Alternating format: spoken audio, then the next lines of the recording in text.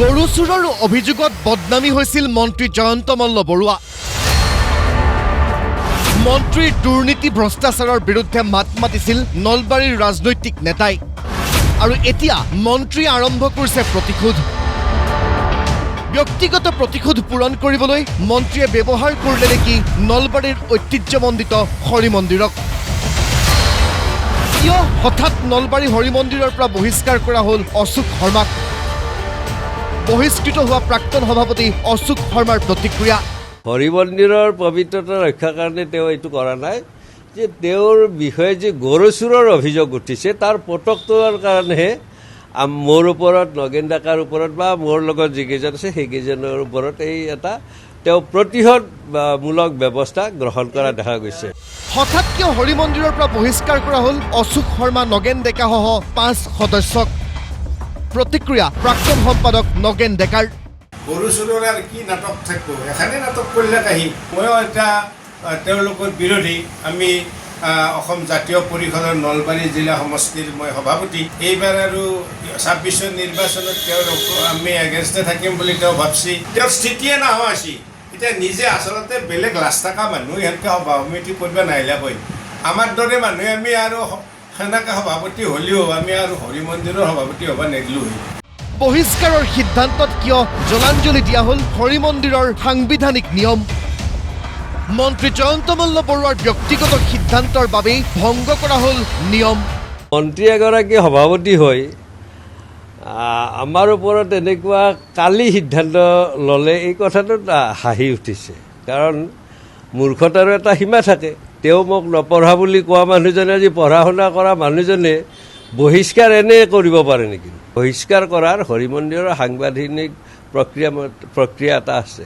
সেই প্ৰক্ৰিয়া নকৰাকৈ কেইজনমান তোষামতকাৰীৰ সমৰ্থনত এই কামটো কৰিব সেইটো উচিত নহয়। কিন্তু লগে লগে আমি খুব উত্ৰাৱল হোৱা নাই, সেইকাৰণে সেই কমিটিখনত আমাৰ ভাতৃও কেইজনমান আছে। গতিকে আমি ভাতৃঘাতী সংঘৰ্ষ এটা নিবিচাৰোঁ। এইবাৰ অশোক শৰ্মা, নগেন ডেকাৰ আন এক ভয়ংকৰ অভিযোগ মন্ত্ৰী জয়ন্ত মল্ল বৰুৱাক উদ্দেশ্যি। অবৈধভাৱে সভাপতি নিযুক্ত হৈছিল জয়ন্ত মল্ল বৰুৱা। সভাপতি নিযুক্তিত ব্যৱহাৰ কৰিছিল নলবাৰী প্ৰশাসনক। তেওঁ যেতিয়া সভাপতি হ'ল, নিৰ্বাচন অনুষ্ঠিত কৰিছিল, সেই নিৰ্বাচনত মই সভাপতিৰ পদত প্ৰতিদ্বন্দ্বিতা কৰাৰ কাৰণে নমিনেশ্যন দিছিলোঁ। কিন্তু তেওঁ তেতিয়া প্ৰশাসনৰ সহায় লৈ মোৰ নমিনেশ্যন সভাপতিৰ পৰা আনি ছেক্ৰেটাৰীত দিলে। এইটো প্ৰথমতে এটা অবৈধভাৱে তেওঁ সভাপতি হৈ মানে এটা ভুল কৰিছে। 20 বছৰৰ অধিক কাল মই তাৰ নিৰ্বাচিত এগৰাকী সেৱক হিচাপে তাৰ সেৱা আগবঢ়াইছিলোঁ। মই বিধায়ক হৈ সভাপতি হোৱা আৰু তেওঁ বিধায়ক হোৱা আৰু সভাপতি হোৱাৰ কথাটো একে নাছিল, কিয়নো তেওঁ আজীৱন সভ্যই হোৱা নাছিল। জয়ন্ত মল্ল নিজে মানে ৰাইজে তেওঁ সভাপতি মাতা নাই, তেওঁ এটা ষড়যন্ত্ৰ কৰি স্থানীয় প্ৰশাসনক হাত কৰি তেওঁক কাৱে প্ৰস্তাৱো কৰা নাই যে সভাপতিৰ কাৰণে হৰি মন্দিৰৰ জয়ন্ত মল্ল বৰুৱাৰ নাম প্ৰস্তাৱ কৰিলোঁ বুলি কাৱে কোৱা নাই। অবৈধভাৱে সভাপতি হোৱা বিষয়টোত অভিযোগ দাখিল কৰা হৈছিল নলবাৰী জিলা আয়ুক্ত কাৰ্যালয়ত। কিন্তু মই নমিনেশ্যন সভাপতি দিছিলোঁ, সম্পাদকলৈ কেনেকৈ আহিল? গতিকে এই প্ৰক্ৰিয়াটো পুনৰ বিবেচনা কৰিব লাগে। আমি উপায়ুক্তৰ ওচৰত আবেদন জনাইছিলোঁ, কিন্তু তাৰতো কোনো বিচাৰ নহ'ল। সভাপতি হৈ আৰু কি কৰিছিল জয়ন্ত মল্ল বৰুৱাই? তেওঁ যেতিয়া সভাপতি হ'ল, চৰকাৰৰ জৰিয়তে অবৈধভাৱে হস্তক্ষেপ কৰি এটা ধৰ্মীয় অনুষ্ঠানত হস্তক্ষেপ কৰি তেওঁ আমাৰ কমিটিখন চৰকাৰৰ তত্বাৱধানত লৈ গ'ল। হঠাৎ লোৱা বহিষ্কাৰৰ সিদ্ধান্তক তীব্ৰ ভাষাৰে গৰিহণা দি মন্তব্য নগেন ডেকাৰ। আমি কিবা দুখে কৈছোঁ, আমাক চকজ নটিচ দিব লাগিছিল না, আমাক মাতিব লাগিছিল না, আমাক আত্মপক্ষ সমৰ্থন কৰাৰ কাৰণে সুবিধা দিব লাগিছিল না। কিন্তু এওঁ এনেকুৱা বিচাৰা কৰিছে এই গৰু চোৰ যে তেওঁ নিজেই মানে আমাক শাস্তি দিব। এফালে অশোক শৰ্মা, নগেন ডেকাসহ 5 সদস্য বহিষ্কাৰ প্ৰসংগত মন্ত্ৰী জয়ন্ত মল্ল বৰুৱাৰ প্ৰতিক্ৰিয়া।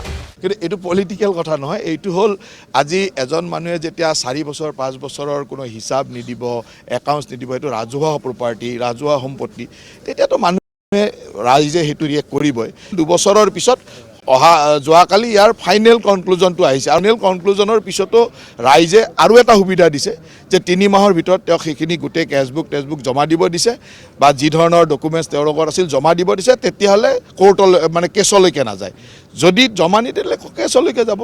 মন্ত্ৰীৰ ভাষ্যত প্ৰতিক্ৰিয়া অশোক শৰ্মাৰ। আমাৰ ওপৰত লগ কি কথাটো আছে? আমি সংবিধান মানা মানুহ, আমি সনাতনী হিন্দু মানুহ, আমি ভগৱানৰ ওপৰতো বিশ্বাস কৰোঁ। সেই বিষ্ণু মন্দিৰত গৈ যি কাৰবাৰ কৰিছে সেই কথাটো নলবাৰী ৰাইজে বুজি পাইছে নহয়। এয়া নলবাৰী ৰাইজৰ বিচাৰ্যৰ বিষয়। এয়া ৰাজনীতি, প্ৰতিশোধ নে ঐতিহাসিক হৰি মন্দিৰৰ পবিত্ৰতা ৰক্ষাৰ যুঁজ? যদিহে অশোক শৰ্মা, নগেন ডেকাসহ 5 সদস্য দুখীয়া আছিল, তেন্তে সিদ্ধান্ত ল'বলৈ এই সময়লৈ অপেক্ষা কৰিব লগা হৈছিল কিয়? অভিযোগ আৰু প্ৰশ্ন উত্থাপন হৈছে হাজাৰটা। এতিয়া মন্ত্ৰীৰ পৰৱৰ্তী প্ৰতিক্ৰিয়া কি হয় সেয়াহে হ'ব লক্ষণীয়।